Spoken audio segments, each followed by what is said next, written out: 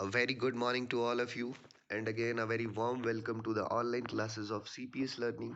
If you are an aspirant who is preparing for competitive exams like UPSC, HAS, SSC, and banking, then join CPS classes today and feel the real difference of preparation.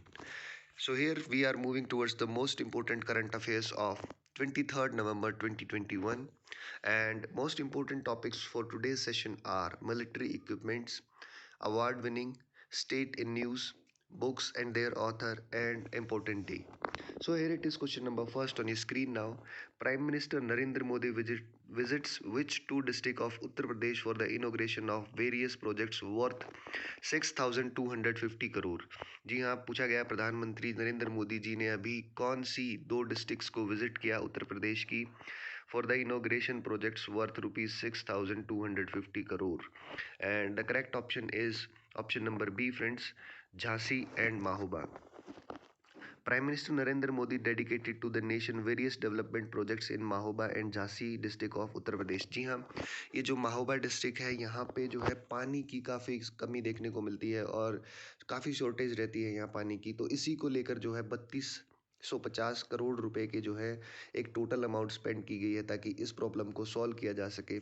और multi projects जो है शुरू किए गए हैं इस amount में, जैसे Arjun Sahayak project, Ratauli weir project, भावमी dam project and Chili sprinkler project. इसके अलावा जो झांसी डिस्ट्रिक्ट है वहाँ पे भी जो है एक सोलर पावर पार्क जो है बनाया गया है वर्थ रुपीज़ 3,000 करोड़। जी हाँ, 3,000 करोड़ रुपए की राशि खर्च की गई है एक 600 megawatt solar power park plant को जो है बनाने के लिए। चलिए बढ़ते हैं अगले क्वेश्चन की तरफ। According to a World Bank report, India stands at what position on recipient of remittance list. जी हाँ, वर्ल्ड बैंक की रिपोर्ट जो है जारी की गई है, तो पूछा गया है उसमें भारत का कौन सा स्थान रहा on recipients of remittance. Recipients of remittance मैं आपको बेसिकली समझा देना चाहता हूँ।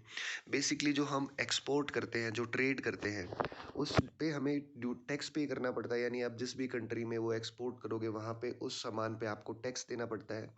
तो बेसिकली जो डेवलपिंग नेशंस हैं जैसे भारत है, पाकिस्तान है, नेपाल है, भूटान है, इनके कुछ गुड्स को जो है टैक्स फ्री अलाउ किया जाता है दूसरी कंट्रीज़ में, कि आप टैक्स फ्री जो है इन चीज़ों को बेच सकते हैं।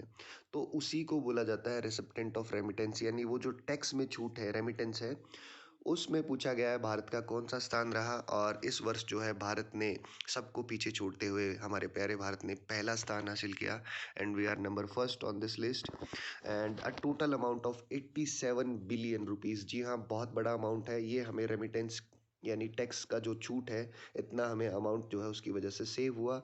And according to the latest report by World Bank titled World Bank remittance price world wide database, India becomes the world largest recipient of remittance by receiving USD 87 billion in 2021। और इतनी बड़ी अमाउंट का 20% जो है सिर्फ America के द्वारा हमें दिया गया है, यानी जो टैक्स में छूट है आउट ऑफ 87 जो है 20%, बहुत बड़ा अमाउंट है ये, सिर्फ यूएस के द्वारा जो है रेमिटेंस हमें प्रोवाइड किया गया। एंड फर्दर फोरकास्ट किया गया है that this value will increase 3% for the next year and it will be around 90 billion. जी हाँ, यूएसडी 90 बिलियन के अराउंड जो है हमें रेमिटेंस मिल सकता है नेक्स्ट ईयर, ऐसी इस रिपोर्ट में बोला गया है। Moving towards the next question, indigenous built light combat helicopter LCH recently introduced in Indian Army were built by which of the Indian organization। जी हाँ, अभी हाल फिलहाल में जो है मोस्ट एडवांस्ड हेलीकॉप्टर्स, लाइट जो कॉम्बैट हेलीकॉप्टर्स हैं, ये इंट्रोड्यूस किए गए हैं इंडियन आर्मी में। तो इन्हें किसने बनाया या किसके द्वारा जो है इन हेलीकॉप्टर्स को बनाया गया, ये क्वेश्चन में पूछा गया है। And the correct option friends is option number A, Hindustan aeronautics limited, HAL, यानी HAL के द्वारा इन हेलीकॉप्टर्स को जो है बनाया गया है। And these are the most advanced helicopters. ये हमारे पास इकलौते ऐसे हेलीकॉप्टर्स होंगे जो 5,000 मीटर की हाइट से जो है मतलब फ्लाई कर सकेंगे। इसके अलावा these are very high technology मतलब हेलीकॉप्टर्स हैं जिनको स्टेल्थ हेलीकॉप्टर्स भी बोला जाता है, यानी आप इनको रडार पे बहुत इजीली कैच नहीं कर पाएंगे। तो एक बहुत ही बड़ी उपलब्धि ये जो है हमारी आर्मी के लिए है। And these lightweight helicopters are developed by Hindustan Aeronautics Limited and gifted to Indian Air Force. Also, made in India drones will be soon introduced in Indian Army for different requirements all across the country। जी हाँ, made in India drones भी जो है Indian army को जो है जल्द ही दिए जाने वाले हैं, ताकि अलग अलग ऑपरेशंस जो हमें विद इन कंट्री ऑपरेट करने पड़ते हैं उनको बहुत ही इजीली आसानी से किया जा सके। चलिए बढ़ते हैं नेक्स्ट क्वेश्चन की तरफ। SIDBI tied up with which other organisation to support MSME. जी हाँ, जो हमारा एमएसएमई सेक्टर है उसको जो है कोविड-19 में सबसे ज़्यादा लॉस हुआ है। तो ये एक अच्छा जो है मैं इसको इनिशिएटिव कहूँगा कि सिडबी जो है किस ऑर्गेनाइजेशन के साथ मिलकर सपोर्ट करने जा रहा है एमएसएमई सेक्टर को। और सिडबी की जो फुल फॉर्म है वो है Small Industrial and Development Bank of India, and it is tied up with Google. जी हाँ, option number C is the correct option. SIDBI और गूगल मिलके जो है सपोर्ट करने वाले हैं एमएसएमई सेक्टर को। And SIDBI has entered into a collaboration with Google India for piloting a social impact leading program with financial assistance of up to rupees 1 crore at subsidized interest rate। जी हाँ, इस scheme के तहत जो है 1 करोड़ रुपए तक का जो लोन है वो सब्सिडाइज्ड रेट्स पर जो है एमएसएमई सेक्टर के जो बिजनेसमैन है उनको जो है प्रोवाइड किया जाएगा। And the one of a kind programme by SIDBI is launched as a crisis response related to कोविड-19। जो कोविड-19 की वजह से एमएसएमई सेक्टर को बहुत ज़्यादा नुकसान जो हुआ था उसको रिकवर करने के लिए इस इनिशिएटिव को शुरू किया जा रहा है। And the collaboration brings a corps of 15 million, यानी अगर राउंड ऑफ में बताया जाए तो 110 करोड़ रुपए के करीब जो है इस टाइप की वजह से एमएसएमई सेक्टर में जो है ये अमाउंट आएगा। तो काफ़ी हेल्पफुल होगा ये जो है एमएसएमई सेक्टर के लिए। चलिए बढ़ते हैं अगले क्वेश्चन की तरफ। whom to be awarded film personalities of the year at IFFI 2021, यानी कि पूछा गया है जो हमारा इंडियन फिल्म फेयर फेस्टिवल है 2021 उसमें कौन बनने वाला है film personality of the year. And the correct option is option number A, Hema Malini and Prasoon Joshi are the two persons who are going to be the personalities of the year at IFFI, and you can see the photos. And actor and BJP leader Hema Malini and lyricist and farmer CBFC chief थे इससे पहले प्रसून जोशी जी, जो हमारी film industry है उसके जो है ये सीबी चीफ थे। तो इन्हें जो है बनाया जा रहा है इस वर्ष जो है Indian film personality of the year. चलिए बढ़ते हैं अगले क्वेश्चन की तरफ। फिर it is next question on your screen. Who was awarded by the badminton world federation with the lifetime achievement award, यानी कि पूछा गया है बैडमिंटन वर्ल्ड फेडरेशन के द्वारा किसे इस वर्ष जो है लाइफ टाइम अचीवमेंट अवार्ड दिया गया। And the correct option is option number A, Prakash Padukone. जी हाँ, फेमस फिल्म फीमेल एक्ट्रेस के जो है ये फादर हैं, दीपिका पादुकोण जी के पिता हैं।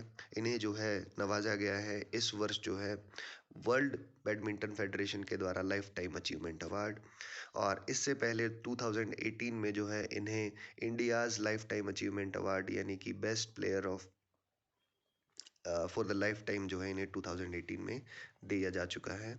And Indian badminton legend, he was really a legend, Prakash Padukone has been selected for the prestigious award lifetime achievement award 2021 by the BWF. Next question.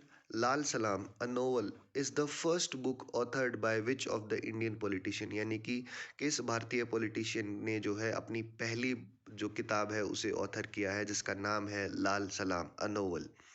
And the correct option friend is option number C, Smriti Irani. जी हाँ, she is the current women and child development minister of India, and Union Minister of Women and Child Development Smriti Zubair Irani is set to release her first novel titled Lal Salam, a novel in November 2021, and this novel is inspired by the killing of 76 Central Reserve police force personnel during the most attack in Dantewada Chhattisgarh in April 2010। यानी कि जो किताब है ये आधारित है, यदि आपने जो है सुना हो, 2010 में 76 सीआरपीएफ पर्सनल को जो है मॉस्ट अटैक में मार दिया गया था, तो उसी पे आधारित, उसी से जो है इंस्पायर्ड होकर इन्होंने इस किताब को लिखा है। चलिए बढ़ते हैं नेक्स्ट क्वेश्चन की तरफ। Which day is celebrated globally on November 21 every year. यानी कि वर्ल्ड वाइड नवंबर 21 को नीचे दिए गए दिन में से हम किस दिन को सेलिब्रेट करते हैं।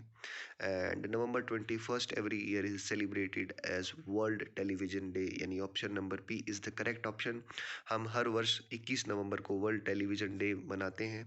And World television Day is celebrated as something beyond an electronic tool. यानी कि सिर्फ इसे एक इलेक्ट्रॉनिक टूल ना मानते हुए ये एक ऐसी इन्वेंशन है जिसे हम एंटरटेनमेंट के लिए बहुत यूज़ करते हैं। हम जो है सोर्स एक नॉलेज के लिए भी इसे यूज़ करते हैं, तो इसलिए जो है हम हर वर्ष 21 नवंबर को वर्ल्ड टेलीविज़न डे के रूप में सेलिब्रेट करते हैं। बढ़ते हैं अगले क्वेश्चन की तरफ। Which is India's cleanest city in the स्वच्छ सर्वेक्षण 2021 रिपोर्ट। यानी कि किसे जो है सबसे साफ शहर का दर्जा दिया गया है सच स्वच्छ सर्वेक्षण 2021 की रिपोर्ट में। And once again for the continuously fifth time, पांचवी बार लगातार जो है इस पोजीशन पर इंदौर बना हुआ है।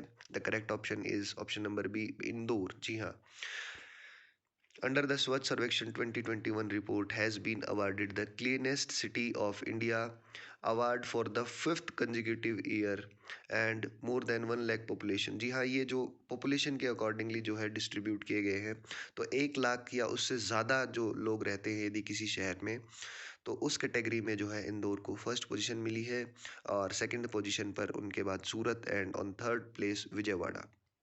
चलिए इसी के साथ मैं आपसे एक क्वेश्चन पूछता हूँ। जो रिपोर्ट स्वच्छ सर्वेक्षण रिपोर्ट 2021 है, इसमें किस स्टेट ने फर्स्ट पोजीशन हासिल की है, ये कमेंट डाउन करके हमें जो है बताइए। Again I am repeating the question, which state got first position in Swachh Survekshan report 2021। Right down in comments. बढ़ते हैं हमारे अंतिम क्वेश्चन की तरफ। Which state government launched Nirmay Yojana to screen and protect people about 30 years from non communicable diseases. जी हाँ, पूछा गया है किस राज्य सरकार ने जो है निर्मय योजना को शुरू किया है ताकि जो 30 वर्षीय हैं या उससे बड़ी आयु के जो लोग हैं उन्हें जो है नॉन कम्युनिकेबल डिजीजेस से बचाया जा सके। And the correct option friends is option number B, Gujarat government. This is an initiative of Gujarat government, and the Gujarat government launched Nirmay Gujarat Yojana to screen and protect people about 30 years from non communicable disease. इसी के साथ हमारे आज के session को ख़त्म करते हैं। एक बार फिर से, if you are preparing for UPSC, HAS, SSC and banking, then join CPS classes today and feel the difference. यहाँ पे जो आपको तैयारी की जाती है वो बहुत अप टू द मार्क होगी। आप जो है सिलेबस को फील कर पाएंगे, जो एग्जामिनेशन का जो पैटर्न है वो आप महसूस कर पाएंगे कि आप उसी तरीके से तैयारी कर रहे हैं। तो इसी के साथ हमारे इस आज के सेशन को ख़त्म करते हैं। एक बार फिर से आप सभी लोगों का शुक्रिया, धन्यवाद। कल फिर से मिलेंगे आप इसी टाइम, तब तक के लिए धन्यवाद।